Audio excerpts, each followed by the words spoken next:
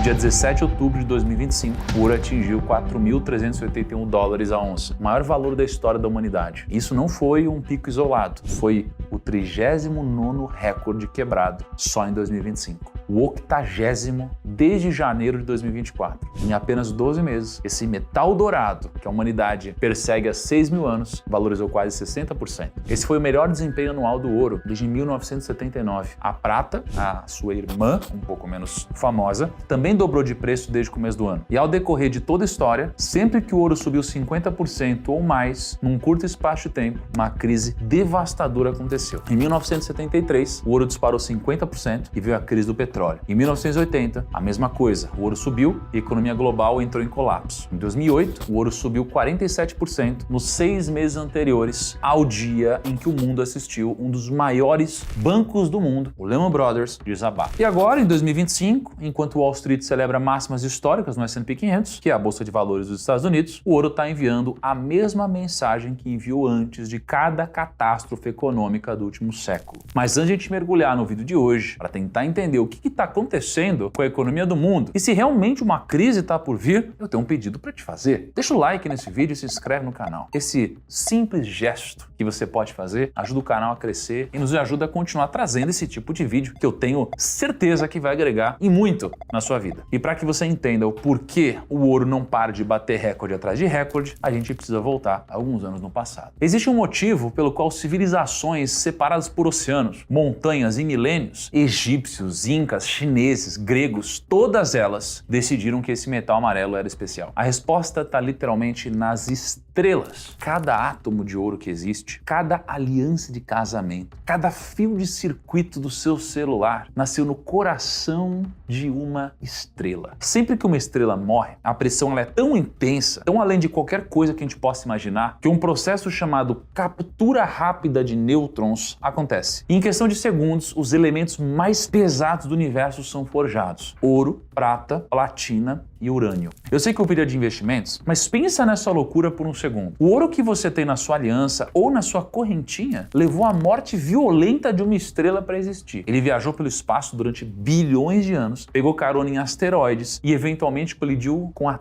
Terra. Por isso, todo o ouro já extraído pela humanidade em 6.000 anos de história cabe em apenas 3 piscinas olímpicas. O ouro é um metal extremamente raro. E o que a gente faz com esse presente cósmico forjado na morte das estrelas? 45% vira joias e decoração e o resto fica trancado em cofres subterrâneos ao redor do mundo. E onde que essa obsessão maluca pelo ouro começou? No Egito. Os egípcios foram os primeiros a sistematizar a obsessão humana pelo ouro. Para eles, era a carne dos deuses, literalmente. O ouro não corroía, não enferrujava, não apodrecia, era eterno. Como os faraós queriam ser. Do outro lado do mundo, os incas chamavam o ouro de suor do sol. Os chineses associavam o ouro com a imortalidade. Os gregos contavam histórias do rei Midas, amaldiçoado por transformar tudo que tocava em ouro. Mas por mais que o ouro fosse venerado, por milênios, ele não foi dinheiro. Não da forma que a gente conhece. Antes do dinheiro existir, a humanidade usava o escambo. Você tinha o trigo, eu tinha a carne, a gente trocava. Mas isso gerava um problema. E se você precisasse de algo que eu não tinha? Então surgiram os intermediários. As vacas foram uma das primeiras moedas que o mundo conheceu, mas as vacas são grandes, difíceis de transportar e nem dá para dividir uma vaca direito. Então as pessoas começaram a usar conchas e um bom tempo depois começaram a usar o sal. E curiosidade rápida, salário vem da palavra sal. E o sal era literalmente o pagamento do soldado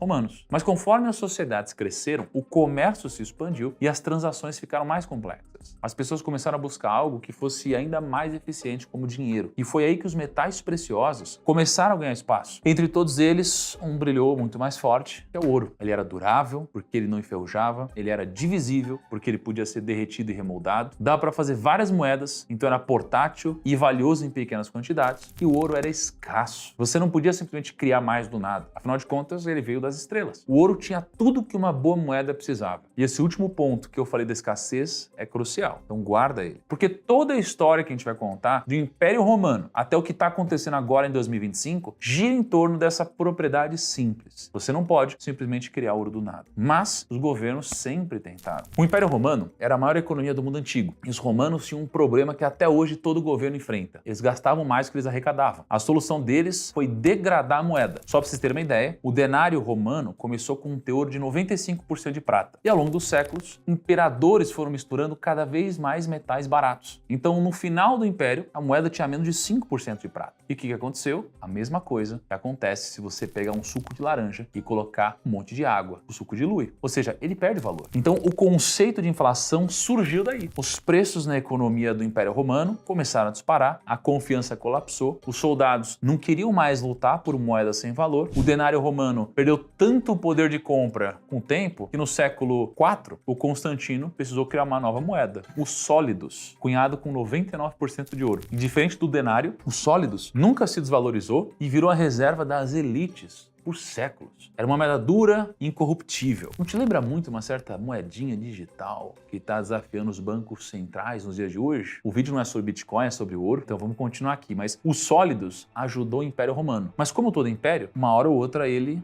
ruiu. E esse padrão que a gente viu acontecer com a economia de Roma se repetiu com outros impérios por milênios. A Espanha inundou a Europa com o ouro das Américas e aí destruiu sua própria economia. A França, pré-revolucionária, imprimiu dinheiro e conheceu a hiperinflação. A Alemanha de Weimar abandonou qualquer lastro e precisou de carrinho de mão para carregar dinheiro suficiente para comprar pão. Mais cedo ou mais tarde, todos esses impérios perceberam que dinheiro precisa de algo concreto por trás. Não pode ser criado do nada. Então, no século XIX, o mundo encontrou uma solução que parecia definitiva: o padrão ouro. A ideia era muito elegante na sua simplicidade. Cada unidade de moeda, cada libra, cada dólar seria conversível em uma quantidade fixa de ouro. E nos Estados Unidos, uma onça valia exatamente $20,67. Se você quisesse, você podia entrar em um banco com seus dólares e sair com barras de ouro. Isso significava que governos não podiam imprimir dinheiro à vontade. O resultado do padrão ouro foi uma estabilidade de preços sem precedentes. Entre 1880 e 1914, a inflação média nos países do padrão ouro era quase zero. Um dólar em 1880 comprava praticamente a mesma coisa que um dólar em 1914. Quase 40 anos depois, o dinheiro ainda valia praticamente a mesma coisa. Mesmo quando aconteceu a maior descoberta de ouro da história e surgiu a corrida do ouro de 1849, a inflação nos 8 anos seguintes foi menor que 1,5% ao ano. Então o padrão ouro estava funcionando a todo vapor, até que veio a Primeira Guerra Mundial. E guerras, meu amigo, elas são caras, são muito caras. E governos não podem pagar guerras com ouro que tem no cofre. Então, um por um, os países foram abandonando o padrão ouro para poder imprimir o dinheiro necessário para continuar lutando. Qual foi o resultado? Quando a guerra acabou, o mundo estava inundado de papel moeda sem lastro. A Alemanha entrou em hiperinflação, a Inglaterra tentou voltar ao padrão ouro no nível pré-guerra e devastou a economia. Em 1933, no fundo da Grande Depressão, o presidente Franklin Roosevelt fez algo que nenhum presidente americano tinha feito. Ele começou a confiscar ouro e a ordem executiva 6.102 tornava ilegal para cidadãos americanos possuir ouro além de pequenas quantidades. Os americanos foram obrigados a entregar as moedas, barras e certificados ao Federal Reserve, que é o Banco Central dos Estados Unidos. E quem não obedecesse enfrentava até 10 anos de prisão. Depois de recolher o ouro, o Roosevelt fez outra coisa. Ele desvalorizou o dólar. De repente, uma onça de ouro passou a valer $35, não mais 20,67. Quem tinha entregue o seu ouro perdeu quase 40% do poder de compra da noite para o dia. A confiança no modelo estava abalada. O mundo inteiro sabia que mais cedo ou mais tarde algo novo precisaria substituir o padrão ouro. E por causa dessa fragilidade, enquanto a Segunda Guerra ainda devastava países inteiros, economistas e políticos do mundo inteiro se juntaram e começaram a pensar em soluções para esse problema. Eram 730 delegados de 44 países e eles se reuniram em um hotel nas montanhas de New Hampshire para redesenhar o sistema financeiro mundial. Aí surgiu então o sistema de Bretton Woods. O dólar americano seria conversível em ouro a uma taxa fixa de $35 por onça. E todas as outras moedas do mundo seriam atreladas ao dólar. Em outras palavras, o dólar seria a moeda de reserva do mundo. Se você era um banco central na França, na Alemanha, no Japão, você guardava dólares nos seus cofres. E, em teoria, você podia a qualquer momento trocar esses dólares por ouro. Na época, isso fazia sentido. Os Estados Unidos tinham conquistado a Segunda Guerra Mundial e, no processo, eles tinham acumulado acumulado cerca de 75% de todo o ouro do planeta. E para o resto do mundo, era conveniente. Não precisavam mais se preocupar com ouro físico, bastava ter dólares e eles poderiam trocar a qualquer momento por ouro. E para os Estados Unidos, era mais que conveniente, era um privilégio. Foi inclusive daí que surgiu o que muita gente chama de privilégio exorbitante, porque os Estados Unidos teriam a máquina de imprimir dólares, a nova moeda mundial. Agora, os americanos poderiam comprar qualquer coisa no mundo, simplesmente imprimindo dólares. Ele não precisava trabalhar, produzir, exportar, é só ligar a impressora. E o problema do privilégio exorbitante é que ele funciona até o dia em que não funciona mais, porque durante os anos 1960, os Estados Unidos gastaram trilhões na guerra do Vietnã, dólares inundaram o mundo, muito mais dólares do que ouro nos cofres americanos. A França começou a achar tudo isso meio estranho, então secretamente eles começaram a converter os seus dólares em ouro. Eles chegaram até a enviar navios de guerra para Nova York para buscar o ouro francês guardado nos cofres do Federal Reserve. E logo depois da França, outros países começaram a fazer exatamente a mesma coisa. Alemanha, Japão, Inglaterra, todos começaram a questionar se os americanos realmente tinham todo o ouro que eles diziam ter. As reservas de ouro dos Estados Unidos, que eram mais de 20 mil toneladas em 1944, caíram para menos de 10 mil toneladas em 1970 e continuavam caindo. A cada mês, mais países trocavam dólares por ouro. O sistema estava entrando em colapso e os americanos tinham uma escolha: ou subir os juros, cortar gastos e defender o dólar, ou fazer algo impensável. E o impensável aconteceu no dia 15 de agosto de 1971. Um domingo quente de verão, a maioria dos americanos estava assistindo o programa favorito de TV quando a transmissão foi interrompida. O presidente dos Estados Unidos, na época o Nixon, disse o seguinte: Accordingly, I have directed the Secretary of the Treasury to take the action necessary to defend the dollar against the speculators. I have directed Secretary Connally to suspend temporarily the convertibility of the dollar into gold or other reserve assets, except in amounts and conditions determined to be in the interest of monetary stability and in the best interest of the United States. Naquela noite de domingo, o Richard Nixon fez algo que nenhum presidente havia feito desde que o dólar existia. Ele cortou a última conexão entre o dinheiro e qualquer coisa física. A partir daquele momento, um dólar não era mais uma promessa de ouro, era apenas uma promessa. Isso é o que os economistas chamam de moeda fiduciária. Fiduciária vem do latim fides, que é confiança. O dólar não valia ouro, ele valia a confiança de que os Estados Unidos honrariam suas obrigações. Então valia a fé, não tinha lá. A reação inicial foi euforia. Os mercados subiram, Nixon foi celebrado por salvar a economia americana dos especuladores, e o que veio depois foi outra história. Quando Nixon cortou a âncora, o preço do ouro, que tinha ficado fixo em 35 dólares por décadas, começou a subir. Primeiro devagar, depois acelerou. Em 1973, bateu 100 dólares, em 74, 180 dólares, e a cada mês, a cada ano, o número subia. Então veio o choque do petróleo. Os países árabes da OPEP olharam para o dólar, um pedaço de papel sem lastro, e fizeram uma pergunta razoável: por que a gente deveria vender o nosso petróleo, um recurso real e finito, por papel que os americanos podem imprimir à vontade? Então o preço do petróleo quadruplicou. Filas nos postos de gasolina, racionamento. A economia americana entrou em algo que não existia nos livros de economia: estagflação. Era inflação alta e recessão ao mesmo tempo. Não deveria ser possível, mas estava acontecendo. A inflação americana saiu de 5,4% em 1970 para 14,5% em 1980. O desemprego quase dobrou. E o ouro foi de 35 dólares para 850 dólares. Uma alta de mais de 2.000%. Foi um momento de pânico máximo. Parecia que o sistema financeiro mundial ia desmoronar. E então, um homem decidiu fazer o que fosse necessário para parar o sangramento. Paul Volcker, que comandava o Federal Reserve, ele fez algo brutal. Ele subiu os juros americanos para 20%. Só para vocês terem uma ideia desse número, hoje a taxa de juros dos americanos é de mais ou menos 4%. E eles já estão achando alta demais. Só que na época era 5 vezes maior. O efeito foi devastador. A economia entrou em recessão, o desemprego disparou, as empresas quebraram, mas a inflação foi domada. O dólar se estabilizou, o ouro despencou de 850 para menos de 300 dólares e o sistema de moeda fiduciária sobreviveu. E a lição que ficou é: quando a economia perde credibilidade, as pessoas correm para o ouro. Em 2008, a história se repetiu mais uma vez. Durante quase 3 décadas depois, o ouro ficou relativamente quieto. Ele subiu de forma gradual, mas nada dramático. Então, o mundo descobriu que os grandes bancos de Wall Street tinham construído um castelo de cartas baseado em hipotecas podres. A crise do subprime surgiu, o sistema financeiro global chegou à beira do colapso, o ouro fez o que sempre faz em um momento de pânico, ele começou a subir, enquanto o S&P 500 despencava quase 50%, o ouro subiu 50%. Enquanto casas perdiam metade do valor, enquanto aposentadorias evaporavam, enquanto bancos centenários quebravam da noite para o dia, o metal que nasceu em supernovas permaneceu inabalável. Os governos responderam à crise da única forma que eles conheciam, imprimindo dinheiro. Os especialistas chamavam de quantitative easing. O Banco Central cria dinheiro do nada e joga esse dinheiro na economia, comprando títulos e ativos.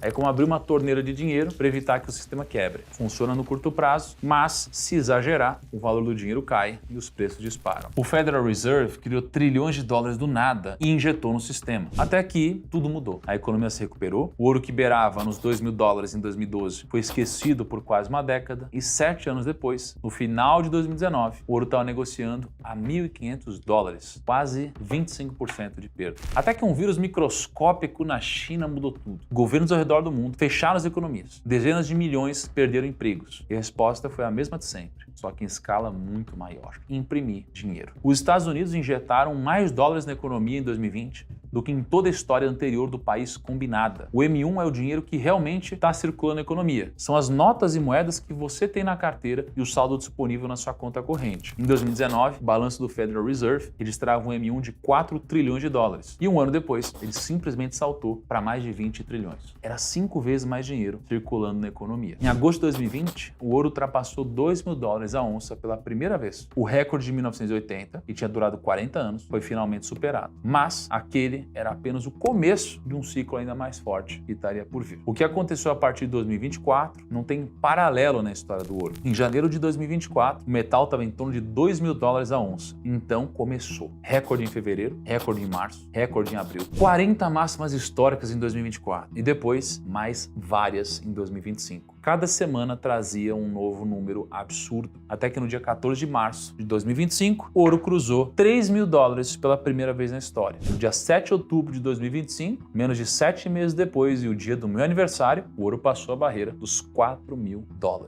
Foi um crescimento muito, mas muito rápido. A jornada de 3.500 a 4.000 levou só 36 dias. E no dia 17 de outubro de 2025, o ouro atingiu $4.381, o maior valor nominal da história da humanidade. Uma valorização de 133% em menos de 3 anos, de 60% só em 2025. Inclusive, foi o melhor ano desde 1979. E sabe o que é o mais louco de todo esse rally? Ele é completamente diferente de qualquer um que o ouro já viveu. Em 2008, o ouro subiu porque os bancos estavam quebrando. Era óbvio, a economia dos Estados Unidos estava sendo colocada em xeque. Em 2020, o ouro subiu por conta da pandemia e da impressão de dinheiro. Também era óbvio. Mas em 2025, a economia americana, nos números oficiais, está bem. O desemprego está controlado. O S&P 500 está nas máximas históricas. O PIB está crescendo. Todo mundo começou a fazer a mesma pergunta. Se o ouro é um ativo anticrises, por que ele está subindo se o mundo não está pegando fogo? Talvez você não saiba a resposta para essa pergunta, mas os bancos centrais de alguns países podem saber de algo. Para quem não sabe, os bancos centrais são as instituições que controlam a política monetária dos países. O Brasil tem um banco central, onde o presidente é o Gabriel Galípolo. Os Estados Unidos têm um banco central, a China tem um banco central, enfim, todos os países têm um. E o que eles estão fazendo é extraordinário. Em 2022, alguns bancos centrais começaram a comprar milhares de toneladas de ouro. E eles continuaram em 2023, depois em 2024, eles ainda estão comprando até os dias de hoje. E quem exatamente está comprando? China, Rússia, Índia, Turquia, Polônia, Singapura, países que antes mantinham a maior parte das reservas em dólares americanos e títulos do Tesouro. E a China merece uma atenção especial. Oficialmente, o Banco Popular da China possui 2.303 toneladas de ouro, mas alguns analistas da Bloomberg e do JP Morgan estimam que o número real pode ser 3 vezes maior, entre 5.000 e 6.000 toneladas. Alguns chegam a sugerir 16.000 toneladas. E por que a discrepância? Porque a China compra ouro de formas que não aparecem nas estatísticas oficiais, através do Shanghai Gold Exchange, através de fundos soberanos, através de empresas estatais. O ouro entra na China e desaparece em cofres que ninguém audita. E só para efeito de comparação, o Brasil só tem 145 toneladas. É 6% do que a China tem oficialmente e menos de 1% do que alguns analistas acreditam que ela realmente tem. Pequeno recado para você, mas muito importante. Como vocês sabem aqui no Grupo Primo, o Bruno Perini é meu sócio. Então eu e ele nos juntamos porque a gente pegou os meus principais produtos digitais, sendo do 1000 ao milhão o principal deles, e o Bruno Perini pegou o Viver de Renda, que é o produto de educação financeira mais longevo do mercado. Então a gente juntou o do 1000 ao milhão e o Viver de Renda e a gente construiu o do 1000 ao Viver de Renda. Basicamente, você pode ter acesso agora ao do 1000 ao Viver de Renda, que é basicamente os nossos dois produtos juntos, por um preço muito mais baixo, porque a gente fez a nossa oferta de Black Friday e muita gente pediu para que a gente cortasse essa oferta de Black Friday e disponibilizasse só os nossos produtos. Então você ainda pode aproveitar o preço de Black Friday, só que só nos nossos produtos de investimentos. E tem alguns bônus também que eu não vou falar no vídeo agora, mas que você pode conferir clicando no link aqui da descrição. Então aproveita, porque agora, nesse dia que tá aí na tela, a gente vai abrir as inscrições pro do 1000 Verde Renda, tá? Clica aqui, entra na lista de espera e eu e Perini esperamos você aqui na área logada. A pergunta que fica é, por que a China, a Rússia, a Índia e alguns outros países ao redor do mundo estão acumulando ouro num ritmo bizarro, nunca antes visto na história? A resposta tá em fevereiro de 2022. Quando a Rússia invadiu a Ucrânia, o Ocidente respondeu com o que foi chamado de a mãe de todas as sanções. E aconteceu o congelamento de 300 bilhões de dólares em reservas russas. Era dinheiro que o Banco Central russo havia acumulado ao longo de décadas e de um dia para o outro ficaram inacessíveis. Pensa na loucura que deve ter sido pro carinha russo, que não tem nada a ver com as decisões dos seus governantes. Os países que não eram completamente alinhados com os Estados Unidos começaram a acreditar que as suas reservas em dólares não eram realmente suas. E se Washington decidir, elas podem desaparecer. Bastava um clique. Então a China decidiu agir. Em novembro de 2013, a China tinha 1,3 trilhão de dólares em títulos do Tesouro americano. Era um dos maiores credores da dívida dos Estados Unidos. Em setembro de 2025, esse número caiu para 700 bilhões. Foi uma redução de quase metade. E para onde foi esse dinheiro? Grande parte foi para o ouro. Só para ficar mais fácil você entender, quando um país compra títulos do Tesouro americano, ele está emprestando dinheiro para o governo dos Estados Unidos. É como quando você compra um CDB de um banco aqui no Brasil, que você empresta dinheiro para o banco e ele te devolve com juros depois. No caso da China, ela tinha 1,3 trilhão de dólares emprestados pelos Estados Unidos, só que depois que viram o que aconteceu com a Rússia, a China pensou, peraí, se eu deixar todo esse dinheiro emprestado para os americanos e um dia a gente entrar em conflito, eles podem simplesmente apertar um botão e dizer que não vão me pagar. Então a China começou a vender esses títulos e começou a comprar algo que ninguém pode congelar, ninguém pode bloquear, que não depende da boa vontade de nenhum governo, o ouro. Então, resumindo, a China está trocando promessas americanas de pagamento por barra de ouro que ela pode tocar, guardar e controlar completamente. E sabe o que é mais louco? Pela primeira vez desde 1996, os bancos centrais estrangeiros oficialmente detêm mais ouro do que títulos do Tesouro dos Estados Unidos. E se você acha que o preço do ouro está chegando no topo histórico e que a partir de agora é ladeira abaixo, olha para o que aconteceu na década de 70. Os bancos centrais chegaram a ter quase 75% das suas reservas em ouro. E hoje a gente está próximo de 25%, 3 vezes menos. Então a gente pode estar vendo, diante dos nossos olhos, o começo de um dos rebalanceamentos globais mais significativos da história. Basta você olhar para o dólar. O dólar ainda é a moeda de reserva dominante do mundo, mas a sua dominância está diminuindo.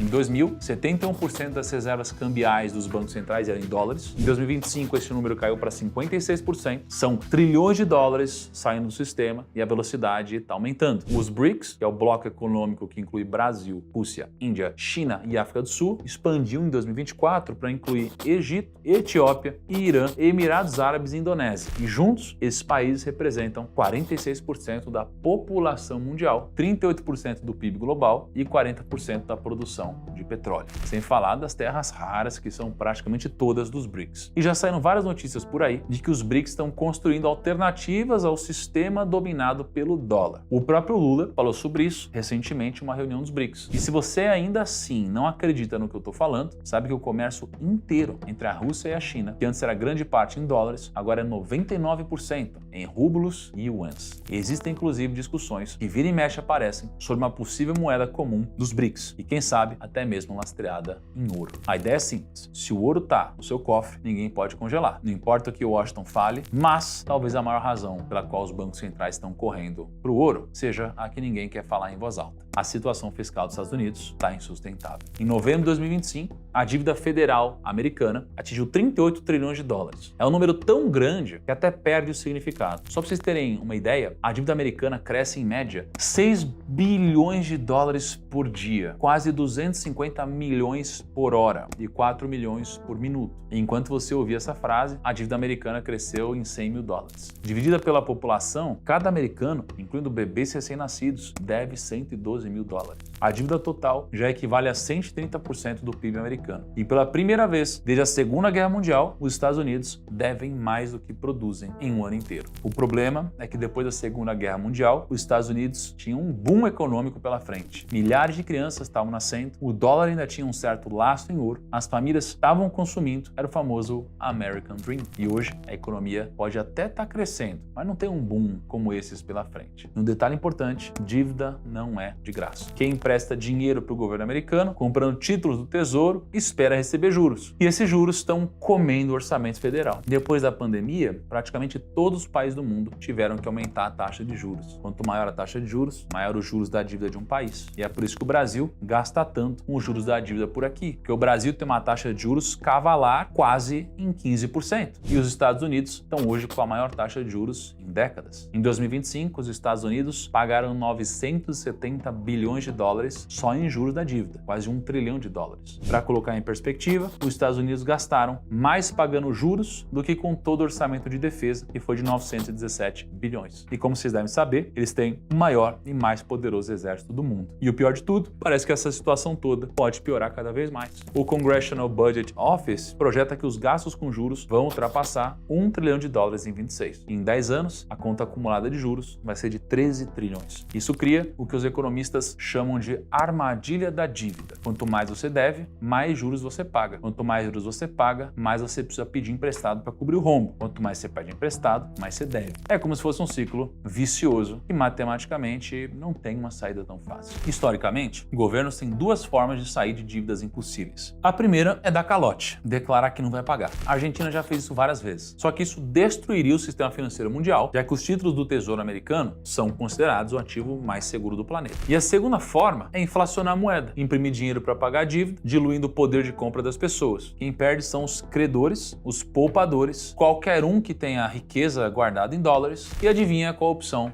os governos sempre escolhem? É a impressão monetária. É por isso que o M1 americano está nas máximas históricas. E esse é mais um possível indicador que explica porque o preço do ouro subiu tanto nos últimos meses e anos. A dívida americana simplesmente está colossal e a confiança no dólar está caindo cada vez mais. Os maiores bancos do mundo não costumam fazer previsões alarmistas, é ruim para os negócios. Então, quando o Goldman Sachs, o JP Morgan e o Bank of America começam a revisar as metas de ouro para cima de forma agressiva, vale a pena prestar atenção. E segundo o Goldman Sachs, o ouro vai chegar em 4.900 dólares até dezembro de 2026. O JP Morgan acha que vai ser 5.200 e o Bank of America 5.000 dólares de pico em 2026. O próprio analista-chefe de metais preciosos do JP Morgan disse que o ouro permanece como um dos hedges mais otimistas para a combinação única de riscos de estagflação, recessão, desvalorização da moeda e incerteza política que os mercados enfrentam em 2025 e 2026. Note essas palavras: estagflação, recessão, desvalorização e incerteza política. Os maiores bancos do mundo não estão prevendo que o ouro vai subir porque é um bom investimento. Para falar a verdade, o ouro é um metal amarelo, que é raro. Ele não é uma empresa, ele não gera fluxo de caixa. E o que esses grandes bancos estão prevendo é que o ouro vai subir porque a gente tem um caminho árduo na economia americana pela frente. É só você ver os últimos 50 anos. Toda vez que o ouro subiu 50% ou mais num período relativamente curto, uma crise econômica aconteceu logo em seguida. Não às vezes, não na maioria das vezes, todas as vezes. Em 1973, o ouro subiu mais de 50, meses depois, crise do petróleo. Em 79, o ouro subiu mais de 50, a economia americana entra na pior recessão desde a Grande Depressão. 2007 a 2008, o ouro sobe quase 50, 6 meses antes do colapso do Lehman Brothers. O que veio depois, você conhece, crise subprime. E agora, nos últimos 12 meses, o ouro subiu mais de 50%. Mais uma vez, o padrão está se repetindo. O ouro está enviando o mesmo sinal que ele enviou antes de cada grande crise da era moderna. A única diferença é que dessa vez o mercado de ações ainda não percebeu. E é aqui que a história fica verdadeiramente perturbadora. Nunca na história houve uma divergência tão grande entre os mercados financeiros e a economia real. O S&P 500 está nas máximas históricas, acabaram de sair uma bateria de resultados das empresas americanas americanas e praticamente todas as grandes empresas de tecnologia tiveram recordes nos resultados. Os bilionários nunca foram tão ricos, enquanto isso, o ouro não para de subir. Mas em algum momento, essa divergência vai ter que se resolver. Esse, inclusive, foi um dos motivos de eu ter diminuído a minha posição em ações americanas no final de 2024. Sinceramente, não acho que é um baita negócio comprar ações lá fora hoje. Eu realmente não estou otimista com toda essa disparada de preços, e enquanto o Ocidente vê a economia ruir, aos poucos, mesmo com as bolsas em recordes históricos, a China está construindo o que vai ser chamado de corredor de ouro. Em junho de 2025, o Shanghai Gold Exchange, que é a bolsa oficial de ouro da China, abriu o primeiro cofre fora da China continental, em Hong Kong. É o primeiro passo de uma rede planejada que vai incluir cofres em Singapura, Zurique e Dubai. A ideia é criar o Corredor do Ouro, uma rede de cofres conectados que permite que países troquem yuan por ouro físico a qualquer momento, em qualquer lugar. Se você tem yuan, você vai poder converter em barra de ouro e retirar isso daqui a qualquer momento. Isso resolve o problema da confiança. Um dos motivos pelos quais países guardam dólares é que é fácil usar isso no comércio internacional. Se a China oferece a mesma facilidade com o yuan, mais a garantia de que você pode trocar por ouro quando quiser, o jogo muda. A gente está vendo a China fazer exatamente o que os Estados Unidos fizeram quase 100 anos atrás. Eles estão comprando ouro, despejando títulos de dívida americana no mercado e estão desafiando a hegemonia do dólar. Só tem um pequeno problema. O tio Sam não é bobo. Em 2025, os Estados Unidos começaram a repatriar ouro que estava guardado em cofres no exterior, principalmente no Bank of England, que são os cofres de Londres. Eles até tentaram dar uma justificativa na época de tarifas e tudo mais, só que se você está prestando atenção no vídeo até aqui, você já entendeu que os Estados Unidos estão trazendo o seu ouro de volta, porque eles entendem que no novo sistema que está emergindo, ter o metal fisicamente no seu território é muito importante. Os Estados Unidos ainda têm, de longe, a maior reserva de ouro do mundo, 8.133 toneladas, quase o triplo da Alemanha, a segunda maior. Avaliadas a preço de 2025, são mais de $1 trilhão, completamente enterrados debaixo de solo americano. Esse ouro que ficou dormindo em cofres por décadas pode se tornar muito relevante se o sistema monetário global passar por uma reestruturação nos próximos anos. Então, depois de tudo isso, a pergunta que provavelmente está na sua cabeça é: o que eu faço? É a China comprando ouro, o dólar perdendo forças e sendo testado contra outros blocos econômicos. Bolsa americana está nas máximas, a economia está perdendo força. São tantas variáveis que fica difícil de saber exatamente o que fazer com seu dinheiro na sua situação específica. E se você ficou preocupado com o que você viu nesse vídeo até aqui, eu confesso que você deveria ficar pelo menos pensativo, talvez seja a hora de olhar para sua carteira de investimentos com mais cuidado. E para te ajudar nessa missão, você pode clicar no link da descrição ou escanear o QR Code que está aparecendo na sua tela. Um consultor do meu time vai entrar em contato com você e te ajudar a montar uma carteira de investimentos completa e que se encaixa no seu perfil de investidor. Agora, voltando para o vídeo, eu preciso te mostrar algo que pouquíssimas pessoas estão prestando atenção. Enquanto todo mundo discute se o ouro vai chegar em 5 mil ou 6 mil dólares, existe um metal que está fazendo um movimento ainda mais impressionante: a prata. Como eu falei no começo do vídeo, a prata é como se fosse o irmão mais feio, menos famoso do ouro. Acontece que desde o começo de 2024, a prata dobrou de preço. Foi de $23 a onça para mais de 50. Em outubro de 2025, ela bateu o recorde histórico, $52 a onça. Para você ter uma ideia da magnitude disso, a última vez que a prata tinha chegado perto desse patamar foi em 1980, há 45 anos atrás. E você pode estar se perguntando: ok, mas o vídeo até aqui foi sobre ouro, por que a prata importa? Provavelmente você não sabia disso, mas a prata não é só um metal precioso como o ouro. A prata é também um metal industrial. Mais de 60% de toda a prata produzida no mundo vai para a indústria. Ela está em painéis solares, em eletrônicos, em baterias de carros elétricos, em semicondutores, em quase tudo que tem tecnologia. Então, quando a prata sobe dessa forma, ela está te dizendo duas coisas ao mesmo tempo. Primeiro, assim como o ouro, ela está sinalizando que investidores estão correndo para ativos físicos, porque não confiam mais tanto em papel moeda. Geralmente a prata tem um ciclo de alta que vem logo depois do começo do ciclo do ouro. E segundo, a demanda industrial está explodindo. Isso geralmente acontece antes de grandes transições tecnológicas. Em 1980, quando a prata bateu seu recorde anterior, o mundo estava entrando na era dos computadores. A demanda por prata disparou. E agora, a gente está entrando na era dos carros elétricos, a gente está entrando de cabeça na corrida da inteligência artificial. Inclusive, eu fiz um vídeo completo sobre a bolha da IA. Eu sugiro que você assista para entender um pouco mais sobre o ciclo do ouro que eu trouxe até aqui. Mas o fato é, todas essas tecnologias precisam de prata. E tem um problema: a produção de prata não está acompanhando a demanda. A prata é, na maioria das vezes, um subproduto da mineração de outros metais. Cerca de 70% de toda a prata produzida no mundo vem como subproduto da extração de chumbo, zinco e cobre. Isso significa que a produção de prata não depende da demanda por prata, mas sim da demanda por esses outros metais. Então, mesmo que o preço da prata suba muito, os mineradores não podem simplesmente produzir mais prata. Eles só vão produzir mais se aumentar a demanda por outros metais. Isso cria um problema de oferta muito mais complexo do que no ouro, onde existem minas dedicadas exclusivamente à extração de ouro. E, inclusive, empresas de mineração de ouro estão voando na bolsa esse ano. As ações da Aura Minerals, por exemplo, já subiram quase 200% desde o começo do ano. Então, o que a gente tem? Uma demanda explodindo,